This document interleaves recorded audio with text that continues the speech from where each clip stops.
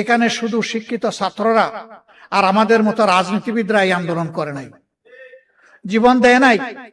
আপনাদের দুয়া মাহবুদের মেহেরবানি 1400-র মধ্যে মিনিমাম 1200 শহীদের বাড়িতে আমার ব্যক্তিগতভাবে যাওয়ার সুযোগ হয়েছে। আমি সজ্ঞানে সাক্ষ্য দিচ্ছি এবং আমাদের 12 ভলিউমের এই শহীদদের স্মৃতিচারণ বই হয়তো অনেকের কাছে আছে, হয়তো নাই। আমাদের ওয়েবসাইটে সব কিছু আছে, মৌলিক 3টা ভাষাই আছে। যারা চাইবেন তারা সেখানে যেতে পারেন। যারা দুনিয়া থেকে বিদায় নিয়েছে শহীদ হয়ে, তাদের 62 ভাগ শ্রমিক। তারা কি কোটার বৈষম্যের বিরুদ্ধে নেমেছিল?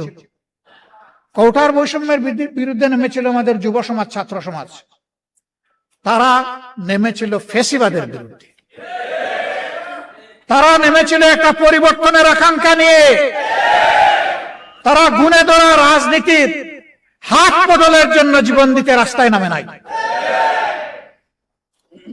আমরা সংসদে দাঁড়িয়ে বলেছি, আজকে সংসদ নেতা, বিরোধী দলীয় নেতা, সংসদের চিফ হুইপ, বিরোধী দলীয় চিফ হুইপ, সমস্ত মন্ত্রীবর্গ, সংসদ সদস্যবৃন্দ, আজকে জুলাইয়ের প্রোডাক্ট আমরা। জুলাই নাই, আমরাও নাই। জুলাই আছে, আমরা আছি। জুলাই আছে, সরকার আছে। জুলাই আছে, বিরোধী দল আছে। জুলাই নাই, কিছুই নাই।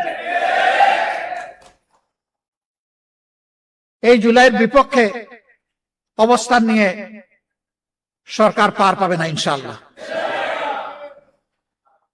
গণভোটের গণরায়ের মাধ্যমে এই জুলাইয়ের আকাঙ্ক্ষা ইনশাআল্লাহ বাস্তবায়ন হবে। এর জন্য আবার জীবন দিতে হয়, দিব ইনশাআল্লাহ। কালকে এই জায়গায় দাঁড়িয়ে